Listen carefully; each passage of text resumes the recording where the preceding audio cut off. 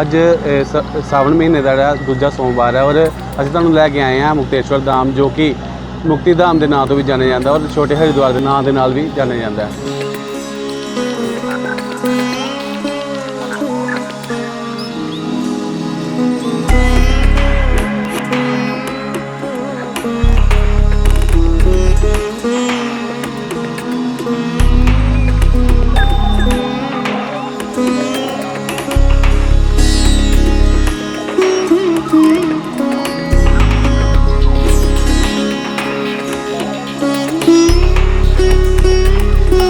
पांडव ਜਿਹੜੇ ਨੇ ਆਪਣੇ ਬਨਵਾਸ ਦੇ ਦੌਰਾਨ ਇੱਥੇ ਆਏ ਸੀਗੇ ਤੇ ਉਹਦੇ ਦੁਆਰਾ ਜਿਹੜੀਆਂ 5 ਗੁਫਾਵਾਂ ਦਾ ਇੱਥੇ ਨਿਰਮਾਣ ਕੀਤਾ ਗਿਆ ਸੀਗਾ ਔਰ ਇੱਥੇ ਦ੍ਰੋਪਦੀ ਦੀ ਜਿਹੜੀ ਹੈ ਰਸੋਈ ਵੀ ਦਿਖਾਈ ਜਾਂਦੀ ਹੈ ਔਰ ਇੱਥੇ ਲਗਾਤਾਰ ਜਿਹੜੇ ਇੱਕ ਧੂਣੀ ਵੀ ਜਿਹੜੀ ਲਗਾਤਾਰ ਚੱਲਦੀ ਹੈ ਔਰ ਕਾਫੀ ਜਿਹੜੇ ਸ਼ਰਧਾਲੂਆਂ ਦੀ ਮਾਨਤਾ ਇਸ ਮੰਦਿਰ ਨਾਲ ਜੁੜੀ ਹੋਈ ਹੈ।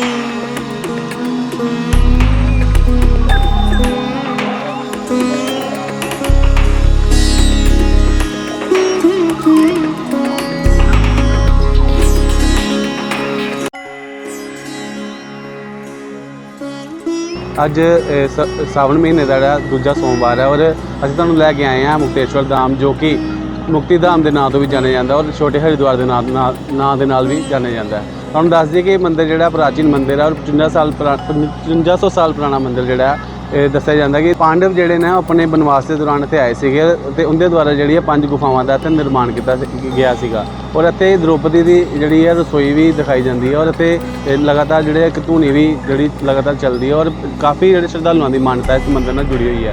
ਤੁਹਾਨੂੰ ਦੱਸ ਦਈਏ ਕਿ ਇਸ ਮੰਦਿਰ ਨੂੰ ਜਿਹੜਾ ਮੰਦਿਰ ਪਿਛਲੇ ਖਤਰੇ ਦੇ ਵਿੱਚ ਆ ਗਿਆ ਸੀਗਾ ਕਿਉਂਕਿ ਵਿਰਾਜ ਦਾ ਜਿਹੜਾ ਕੰਮ ਲੱਗਿਆ ਹੋਇਆ ਸੀਗਾ ਤੇ ਮੰਦਿਰ ਨੂੰ ਜਿਹੜਾ ਡੁੱਬਣ ਦੀ ਗੱਲ ਚੱਲੀ ਸੀਗੀ ਤੇ ਮੰਦਿਰ ਕਮੇਟੀ ਵੱਲੋਂ ਜਿਹੜਾ ਆ ਸੰਘਰਸ਼ ਕਰਕੇ ਇਸ ਮੰਦਿਰ ਨੂੰ ਬਚਾਉਣ ਦੀ ਪੂਰੇ ਪ੍ਰਯਾਸ ਕੀਤੇ ਗਏ ਨੇ ਤੇ ਉਹ ਜਿਹੜਾ ਕੰਮ ਦੀਵਾਰ ਲਗਾਉਣ ਦਾ ਤੇ ਚੱਲ ਰਿਹਾ ਹੈ। ਤੁਹਾਨੂੰ ਆਓ ਲੈ ਕੇ ਚੱਲਦੇ ਹਾਂ ਮੰਦਿਰ ਦੇ ਅੰਦਰ ਔਰ ਦਿਖਾਉਂਦੇ ਹਾਂ ਅੰਦਰ ਦੀਆਂ ਪ੍ਰਾਕ੍ਰਿਤਿਕ ਗੁਫਾਵਾਂ ਔਰ ਇੱਥੋਂ ਦੇ ਲੋਕਾਂ ਨਾਲ ਗੱਲਬਾਤ ਕਰਾਉਂਦੇ ਹਾਂ ਔਰ ਇੱਥੋਂ ਦੇ ਪੰਡਤਾਂ ਨਾਲ ਵੀ ਗੱਲ ਕਰਦੇ ਹਾਂ ਕਿ ਮੰਦਿਰ ਦੀ ਕੀ ਮਹੱਤਤਾ ਹੈ।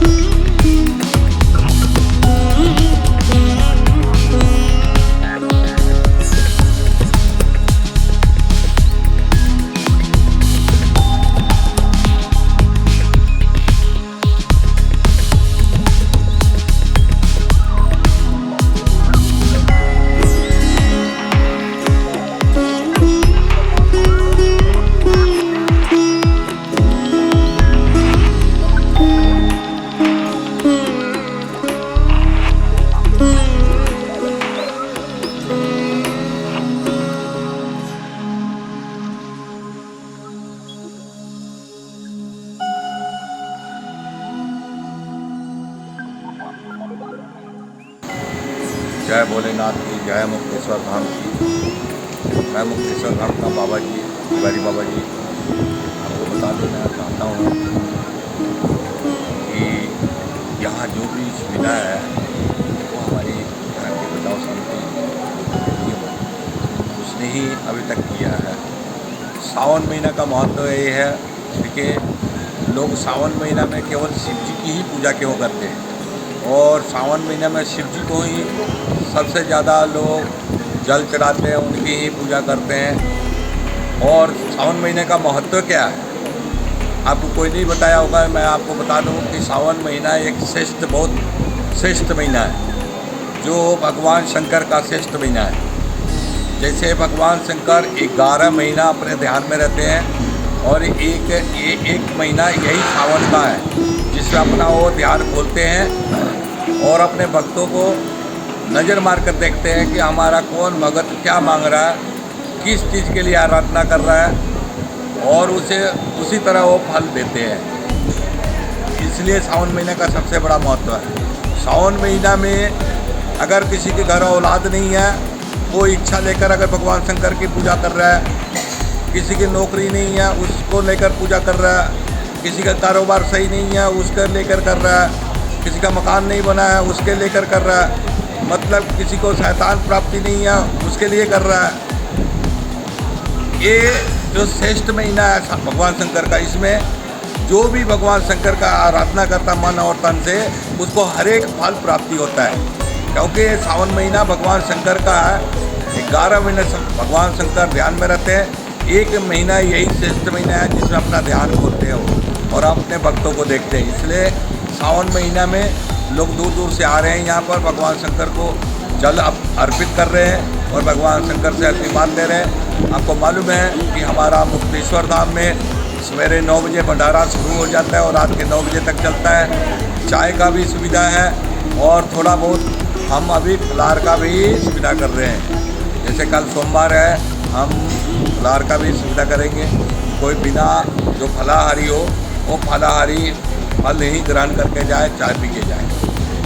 देखिए, जय भोलेनाथ की, जय मुक्तेश्वर धाम की। आपको मालूम है कि हमारा जो सनातन है, सनातन का मीनिंग होता है सदियों पुराना सारा संसार। अन्न की कोई जाति नहीं है, इसी तरह मनुष्य की कोई जाति नहीं है। जाति पाति आपके और हमारे जैसे लोगों ने तैयार किया है। सनातन ना कभी ख़त्म हुआ, ना कभी पैदा हुआ, ना कभी ख़त्म होगा। ये तो लोगों की अपनी अपनी सोच है, क्योंकि सनातन शिव जी ने चलाया और जो शिव जी की इच्छा होगी वही होगा। रह गया बात कि ये 5,500 वर्ष, जैसे पांडवों ने 12 वर्ष का वनवास मिला था पांडवों को, और 1 साल का अज्ञातवास मिला था। जो 12 वर्ष का वनवास मिला था उसमें पांडवों ने पूरे हिंदुस्तान का भ्रमण किया, और जहाँ जहाँ उन्होंने स्टे किया कोई न कोई नई चीज़ें तैयार की। जैसे ये 12 वर्ष का जो लास्ट पीरियड का है, यहाँ पर 5 गुफाओं का निर्माण किया और भगवान शिव की जागृति की। भगवान शिव ने उनको दर्शन दिया, जहाँ पर उनको दर्शन दिया और युद्ध में विजय होने का वरदान उन्होंने प्राप्त किया, वहीं पर उन्होंने वहीं का पहाड़ काटकर शिव जी का पिंडी की स्थापना कर दिया, जिसका नाम मुक्तेश्वर है। ये मंदिर जो है 5,500 वर्ष पुरानी है।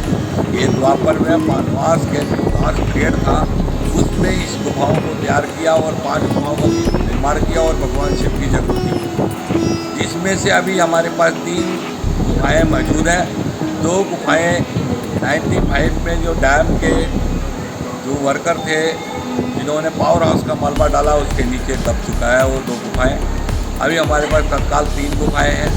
3 गुफाएँ में लोग भगवान शंकर का दर्शन लेते हैं, भंडारा चखते हैं और भगवान शंकर से खुशी खुशी वो विदा लेकर अपने अपने घर को जाते हैं। जय भोलेनाथ की, जय मुक्तेश्वर धाम। देखो महाराज जी, आपसे एक बात बता देना चाहता हूँ। जो पीछे आज से 15 दिन पहले जितने मतलब पीछे 2-4 महीने गए हैं, 2-4 महीने में कम से कम किसी दिन 10,000, किसी दिन 20,000, किसी दिन 15,000, किसी दिन 5,000 ऐसे लोग आते रहे। हमारे पास एंट्री वाली जगह भी है, जहाँ पर एंट्री होती है, वहाँ से भी मालूम चल जाता है कि एक दिन की दुनिया कितनी आ सकती है।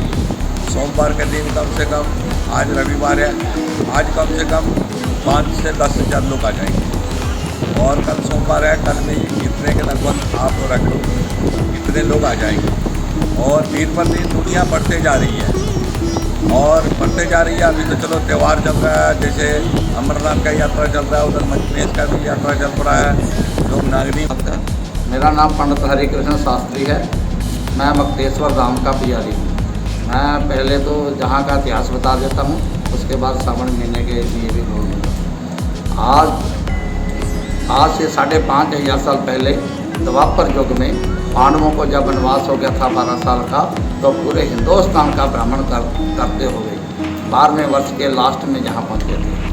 6 महीने जहाँ रहे, जब तप किया, 5 गुफाओं का निर्माण किया। वो मंदिर से लेकर मेरे पीछे तक एक ही गुफा है।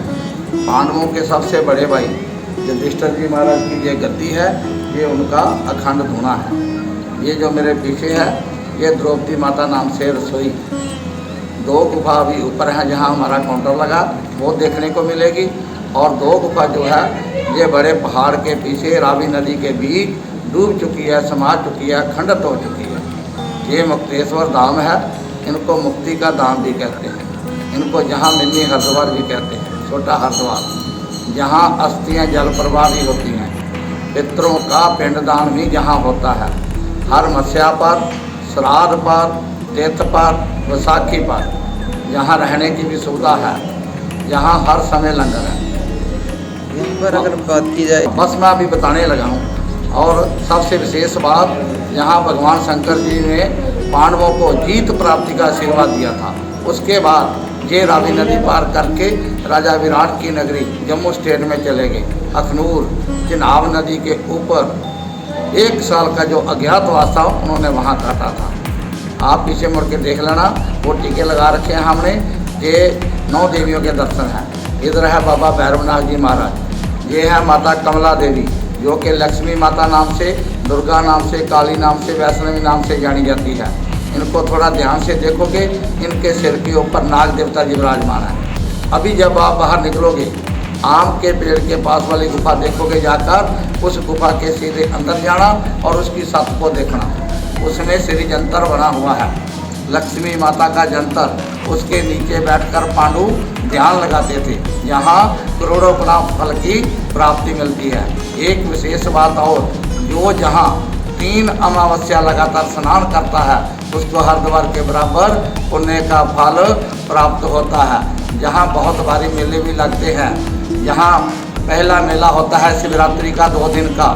उसके अगले महीने मार्च महीने का मेला होता है 3 दिन का, 14 अमावस्या और पहला नवरात्रा। उसके अगले महीने अप्रैल महीने में वैसाखी का मेला होता है 2 दिन का। और मई अपना जय श्री शंकर जी। मेरा नाम नरवीर सिंह, वासी पिंड भड़ोलीपुर। ਅੱਜ ਆਪਣੇ ਸਾਰੇ ਵੀਰਾਂ ਭਰਾਵਾਂ ਦੇ ਸਹਿਯੋਗ ਨਾਲ ਆਏ ਇੱਥੇ ਸ਼ਿਵ ਸ਼ੰਕਰ ਜੀ ਦੇ ਪ੍ਰਾਚੀਨ ਸਥਾਨ, ਜੋ ਕਿ 5500 ਸਾਲ ਪੁਰਾਣਾ। ਇੱਥੇ ਸਾਵਨ ਦੇ ਸ਼ੁਭ ਮਹੀਨੇ ਤੇ ਆਪਾਂ ਇੱਥੇ ਆਏ ਹਾਂ ਜੀ ਮੱਥਾ ਟੇਕਣ, ਤੇ ਭਗਵਾਨ ਭੋਲੇਨਾਥ ਦੀ ਕਿਰਪਾ ਨਾਲ ਇੱਥੇ ਆਪ ਜੀ ਦੀ ਸੇਵਾ ਦੇ ਵਿੱਚ ਆਪਾਂ ਆਪਣੀ ਹਾਜ਼ਰੀ ਭਰਨ ਆਏ ਹਾਂ ਜੀ। ਤੇ ਮੇਰੀ ਸਾਰੇ ਵੀਰ ਭਰਾਵਾਂ ਨਾਲ ਇਹ ਬੇਨਤੀ ਹੈ ਜੀ, ਇੱਥੇ ਆ ਕੇ ਮੱਥਾ ਜ਼ਰੂਰ ਟੇਕਣ, ਤੇ ਲਾਗੇ ਛਾਗੇ ਵਾਲੇ ਜਿੰਨੇ ਵੀ ਹੈਗੇ ਆ, ਉਹ ਇੱਥੇ ਆ ਕੇ ਲੰਗਰ ਜ਼ਰੂਰ। ਨਹੀਂ ਜੀ, ਅੱਗੇ ਵੀ ਕਾਫੀ ਵਾਰ ਆਏ। कितनी की बार आ चुके थे?